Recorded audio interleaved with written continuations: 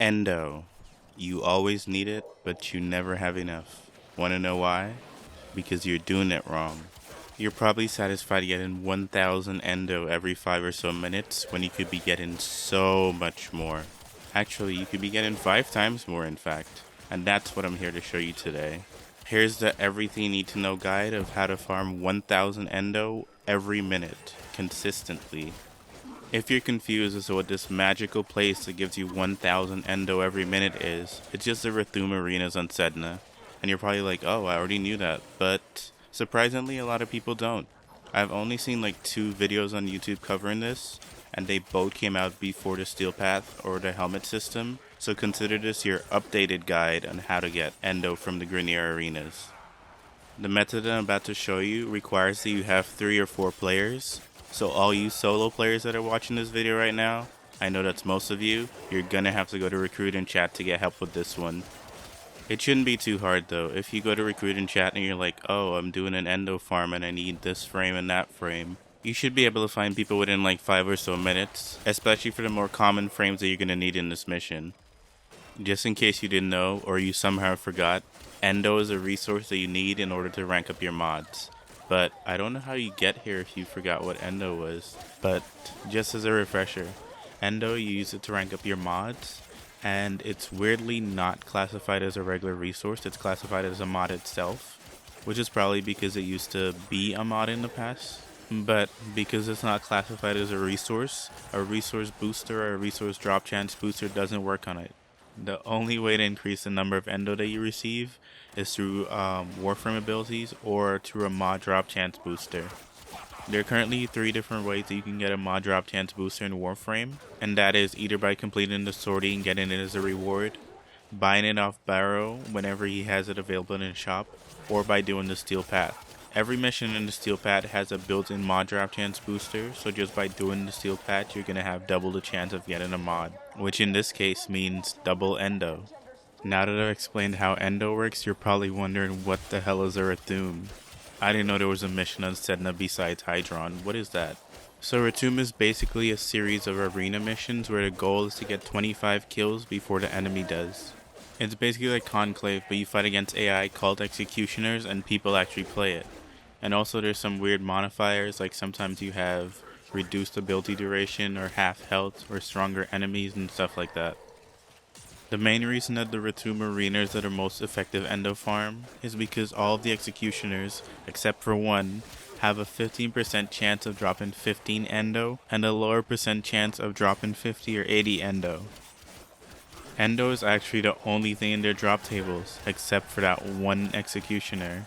He does however make up for it by dropping a mod, which you can then turn into Endo, so it's not all bad. When you combine this with the guaranteed mod drop chance booster from Steel Path, then the enemies now have 30% chance of dropping at least 15 Endo, and if you get a booster from Borrow or the Sortie, then that chance goes up to 60%. And this is before you even take Warframe abilities into account.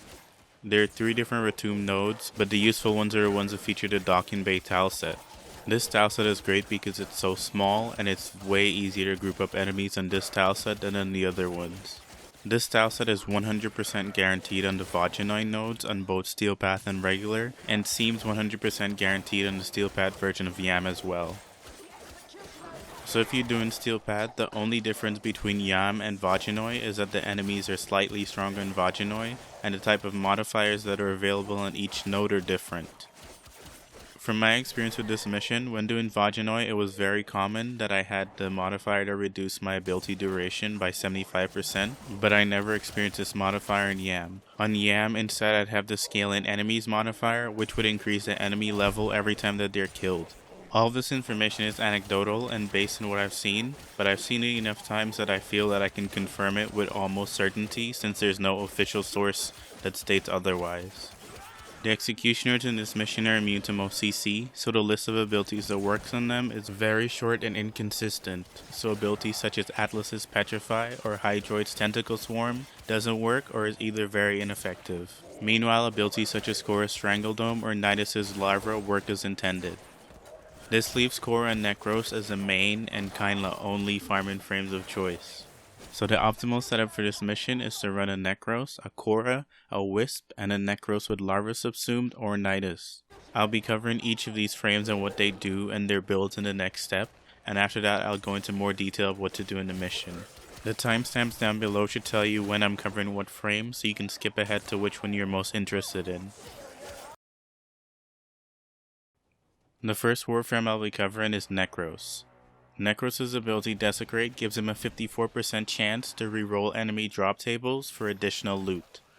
This ability stacks with all other Warframe loot abilities, and it's toggleable, so you only need the enemies to be in range for it to work. This ability becomes even better when you use the augment for it called Despoil. Despoil allows you to use your health as energy instead of using your regular energy. This is great because if you have a support frame in your party such as Wisp, you never have to worry about your health going too low. Nekros also has the benefit that he can desecrate the same body multiple times. You do this by using a slash weapon and cutting the body into multiple parts that can each be desecrated. I'll explain this more when I cover my weapon recommendations later on in the video. Here is the Nekros build that you'll need. It's literally only one mod. You only need Despoiled. You can run whatever else you want, and as long as you have Despoiled, you'll be fine. I don't have any helmet recommendations for this Nekros, but since the build is so free, you can basically run whatever you want on him. The next Warframe I'll be covering is Khora. Khora's fourth ability, Strangledome, has an augment called Pilfering Strangledome. What this augment does is that enemies that are killed in it have an extra 65% chance to drop additional loot. The important thing to note about this ability is that the enemy must be held by Strangledome in order for the extra loot chance to take effect. So if they're trapped in larva, then they won't drop additional loot. Enemies that are held by Strangledome take 2 times damage from weapons and abilities, and if they're killed by Strangledome, their body will be cut into multiple pieces, which synergizes very well with Nekros. This is a Khora build that I use, and the main emphasis is on having max duration and greatly reduced range. Max duration means that you have to cast your Strangledome way less, and if you're dealing with the reduced duration modifier, then it's almost a necessity to have max duration. The lower the range, the smaller your Strangledome is going to be, and you want your Strangledome to be really small because that way the enemies are more grouped up and easier to hit. The maximum range that I would recommend is maybe around 50%. Anything more than that and the dome might be too big. Since this build has maximum duration, a good ability to subsume will be Dispensary. Since the subsumed version of Dispensary has lower duration, with max duration it will make up for it somewhat. And this also allows you to provide energy to your teammates who will have to spam their abilities a lot throughout the mission. The next Warframe I'm going to be covering is the one that has Larva, so that's either going to be Nekros or Nidus. The main purpose of Larva in this mission is to just pull the enemies from wherever they are into Strangledome. That's all that it really needs to do, and it does that very well. The only thing of importance to note is that enemies that are trapped by larva are ragdolled, and because of this they cannot be affected by Strangledome. Which is why in my build here I have the lowest possible duration for larva, so larva only groups the enemies and then instantly lets them go into Strangledome. I also have maximum range so that larva is able to pull enemies in from very far away.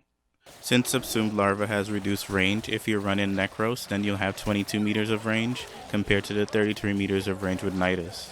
This normally isn't a problem since most enemies are within 22 meters, and if they're further than 22 meters away, they'll eventually close the distance. The reason that I prefer a Nekros with larva subsumed over Nidus is because although Desecrate doesn't stack with itself, Desecrate has a delay after activation and can only affect 3 corpses a second at maximum. Having 2 Nekroses makes it almost a guarantee that the corpse that are killed will be affected by Desecrate. The last frame that I'll be covering is Wisp. Wisp acts as a support frame in this group, and her job is to provide healing, increase attack speed, and possibly also increase damage.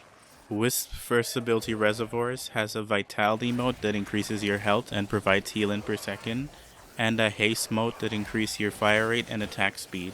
She also has a Shock mode that stuns the enemies and does electricity damage, but I would recommend against using it in this fight since you kinda want to keep the status types to a minimum and stunning the enemy slows the fight down. For this same reason, I would recommend against using Breach Surge, since it does radiation damage and the sparks can kill the enemies, which prevents you from dismembering them with your weapons. This is the build that I use for my Wisp, and my main focus is increased strength. The buffs that you have scale with strength, so the more strength that you have, the stronger your buffs will be. The rest of your stats don't matter as much since reservoirs have infinite duration and you won't be moving from the same spot, but I went for increased duration so that my subsumed ability can last even longer. The ability that I chose to subsume was Roar, which works out very well since it also scales with increased fire strength, and it benefits a lot from the increased duration. And that's all the Warframe recommendations, so it's time to move on to my weapon recommendations. It's only one, so don't worry, it's not that long. It is recommended to use a weapon that has over 50% of its physical damage as slash damage. This way you're able to dismember corpse into multiple body parts that can be desecrated by Nekros. While elemental mods don't affect this ratio, I'd recommend against most of them, since a lot of them have their own unique death animation or death effect, such as heat setting the enemy on fire and burning their body, which prevents them from being dismembered. I'd recommend you to build only for slash or to build for slash and viral for the increased damage. An important thing to note is that enemies are only dismembered when they die to slash damage and not to slash procs. Slash procs don't have the ability to dismember enemies. The weapon type that I would recommend is melee weapons, and it's because it's melee weapons. But you can use whatever weapon you want as long as it adheres to the previous rules that I mentioned. I would recommend a weapon that has a lot of range, a lot of base damage, and a high critical chance. So because of that, I went with the Orthos Prime, but this build works in any melee weapon. The mods that I use should be fairly explanatory, and it is possible that you can swap out Weeping Wounds in one of the crit damage mods and replace it with viral so that you have less slash procs and increased damage from the viral procs, but it's all up to you on what you run. I also run Arcane Fury in my Warframe for increased damage, which isn't super necessary, but it helps the mission go that slight bit faster. So now I'll finally get to explaining what you do once you get in mission. Once you get in mission, you want to head to the door that's basically in the middle of the map, and that's where you're going to set up.